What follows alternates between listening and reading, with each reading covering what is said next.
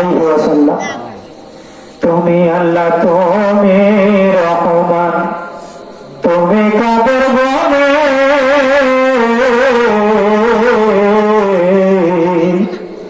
দরিয়া শুকাইতে ভর আল্লাহ পার করো পানি।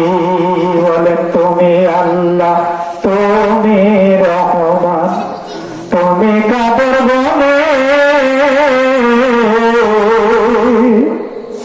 দরিয়া শুকাইতে ভর আল্লাহ পার করো পানি। আল্লাহ পারে কি পারে না? দরিয়া শুকাইতে ভর আল্লাহ পার করো পানি। তুমি কারে হাসাও, কারে কাঁদাও, তুমি সকলে করিতে পারো। কারে ব্যবসা, কারে ফকির বানাইতে পারো। কারে ব্যবসা, কারে ফকির বানাইতে পারো। বলে তুমি আল্লাহ, তুমি রহমান, তুমি কাদের বনে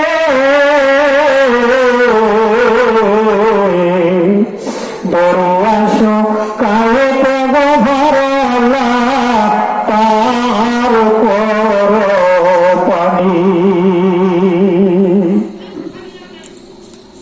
আলহামদুলিল্লাহ, মাকফুর আলহাজ আব্বাস আলী সাহেবের বাড়ি কর্তৃক আয়োজিত আজকের এই আজিমুশা রিয়াজুল জান্নাহ বেহেশতের বাগানে উপস্থিত সম্মানিত সভাপতি সাহেব, উপস্থিত আজকের মাহফিলের প্রধান আকর্ষণ, প্রধান বক্তা, মবিনশির থেকে আগত আমার অত্যন্ত শ্রদ্ধা ভাজন অন্ধ হাফেজ হযরত মাওলানা শফিকুল ইসলাম দুলাল জিহাদি সাহেব, উপস্থিত এই মসজিদের ইমাম ও খতিব, অন্যান্য উলামায়ে কেরাম, আমার বাবার বয়সী মুরব্বী আইনেজাম, সমবয়স্ক যুবক ভাইয়েরা, চিনিহের কচিকাচারা, পর্দারা, আড়ালে মা বোনেরা, সকলের স্তরে আমি গুনাহগারে সালাম। আসসালামু আলাইকুম ওয়া রাহমাতুল্লাহি ওয়া বারাকাতুহু।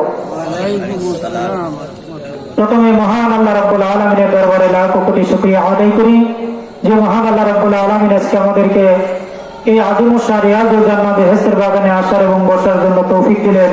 এই জন্য আমরা খুশি নেবেজা। সেই মহান আল্লাহ রাব্বুল আলামিনের দরবারে একবার অন্তরের অন্তঃস্থল থেকে শুকরিয়া আদায় করি। সকলে বলি আলহামদুলিল্লাহ। অসংখ্য দরুদ সালাম সকলে বলি সাল্লাল্লাহু আলাইহি ওয়াসাল্লাম। আল্লাহ রাব্বুল আলামিন আমাদেরকে এই কনকনা শীতের মধ্যে আজকের এই রিয়াজুল জান্নাহ বেহেশতের বাগানে আসার এবং বসার জন্য তৌফিক দিলেন। এজন্য আমরা খুশি নেবেজা। যেটা বলেন খুশি নেবেজা, কারণ মাহফিলে সকলে আসতে পারে না, ঠিক কিনা? জান্নাতের বাগানে সকলে যাইতে পারে না। একমাত্র জান্নাতি মেহমান যারা, আল্লাহ রাব্বুল আলামিন যাদেরকে কবুল করে, তারাই শুধু জান্নাতের বাগানে আসতে পারে, ঠিক কিনা? বর্তমান জামানাটা হলো বাজান ফিতনা ফাসাদের জামানা, ঠিক কিনা? আল্লাহ রাসূল সাল্লাল্লাহু আলাইহি ওয়াসাল্লাম বলেন, আখিরি জামানায় এমন একটা জামানা আসবে, ওই জামানায় মানুষের ঈমান ধরে রাখা এত কঠিন হবে, মানুষের হাতের মধ্যে আগুনের আংরা রাখা যতটুকু কঠিন না হবে, মানুষের ঈমান ধরে রাখা তার চেয়ে বেশি কঠিন হবে। সুবহানাল্লাহ। আল্লাহ রাসূল সাল্লাল্লাহু আলাইহি ওয়াসাল্লাম বলেন, আখিরি জামানায় এমন একটা জামানা আসবে, ওই জামানায় মানুষের ঈমান ধরে রাখা এত কঠিন হয়ে যাইব, মানুষের হাতের মধ্যে আগুনের আংরা রাখা যতটুকু কঠিন না হবে, তার চেয়ে বেশি কঠিন হবে মানুষের ঈমানকে টিকিয়ে রাখা, ঈমান ধরে রাখা। ওই ফিতনা ফাসাদের জন্য, ওই ফিতনা ফাসাদের জামানায় যদি তোমরা দুটি জিনিস যদি আঁকড়ে ধরতে পারো, আল্লাহ রাসূল বললেন, তা বললো কখনো তোমরা পথভ্রষ্ট হবে না। আল্লাহু আকবার।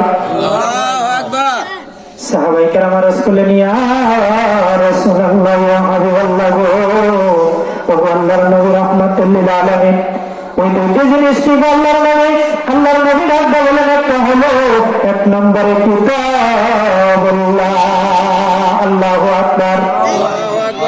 এক নম্বরে কিতাবুল্লাহ, আল্লাহর কোরআন মানা দরকার আছে না নাই? জোরে বলেন আছে না নাই?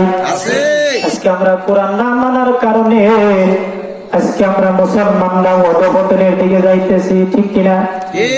আজকে যদি মুসলমান কোরআন মানত, বিধর্মীদের হাতে মার খাইতে হইতো না। এক সময় বাজান এই মুসলমান কিন্তু সারা বিশ্ব শাসন করেছে, এই মুসলমানরা কিন্তু বিশ্ব পরিচালনা করেছে, ঠিক কিনা? আজকে সেই কোরআন ছেড়ে দেওয়ার কারণে, আজকে কোরআনের বিধান ছেড়ে দেওয়ার কারণে মুসলমানরা বাজান বিভিন্ন জায়গায় অপমান অপদস্থ হইতেছে। আজকে সেই আল্লাহর কোরআনের বিধান আমরা ছেড়ে দিয়েছি, আল্লাহর কোরআনের বিধান আমরা মানতে চাই না, ঠিক কিনা? আল্লাহ রাসূল বলেন, কোরআনের বিধান মানবে যখন আল্লাহ হবে তোমার আপন। আল্লাহু আকবার। তাহলে আল্লাহর বিধান কোরআনুল কারীম মানা দরকার আছে না নাই? জোরে বলেন আছে না নাই?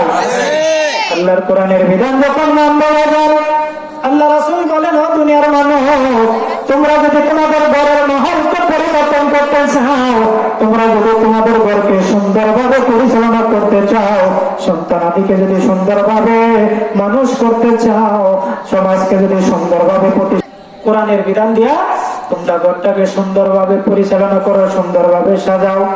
যে ঘরের মধ্যে আল্লাহর কোরআনের বিধান থাকবে, যে ঘরের মধ্যে যে ঘরটা কোরআনুল কারীমের বিধান অনুযায়ী যে ঘরটা পরিচালনা হবে, ওই ঘরের মধ্যে আমার আল্লাহ রহমত দিয়া ভরপুর করে দেবে। আল্লাহু আকবার। কি দিয়া? রহমত দিয়া ভরপুর করে দিবে। আজকে সেই কোরআনের বিধান আমরা ছেড়ে দিয়েছি, কোরআনুল কারীম আমরা তেলাওয়াত ছেড়ে দিয়েছি, কোরআনের বিধান ছেড়ে দিয়েছি। ঘরের মধ্যে স্বামী স্ত্রীর মধ্যে ঝগড়াঝাটি সব সময় লেগে থাকে, তার একমাত্র কারণ হলো অনুরোধ করে না। আজকে আমরা যদি আল্লাহর কোরআনের বিধান মানতাম, আল্লাহর কোরআনের বিধান যদি আমরা ঘরের মধ্যে চালু করতাম, তাহলে ঘরের মধ্যে কোনো ফিতনা থাকতো না।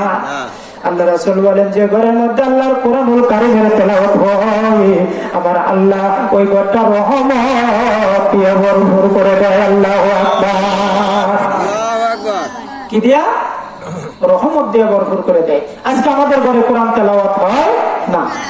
ও মা বোনেরা, অনুরোধ করে যায়, অনেক মা বোন আছে তারা কোরআন তেলাওয়াত করতে পারে, কিন্তু দেখা যায় শুধু রমজান মাস আসলে আল্লাহর কোরআনুল কারীমের তেলাওয়াত করে, রমজান মাসটা শেষ হয়ে যায়, কোরআনুল কারীমটা এত সুন্দর প্যাকেটিং করে শোকেস আলমারির উপরে উঠে রাখে, বাকি 11 মাস আর ওইটার কোনো খোঁজ নেয় না, ঠিক কিনা?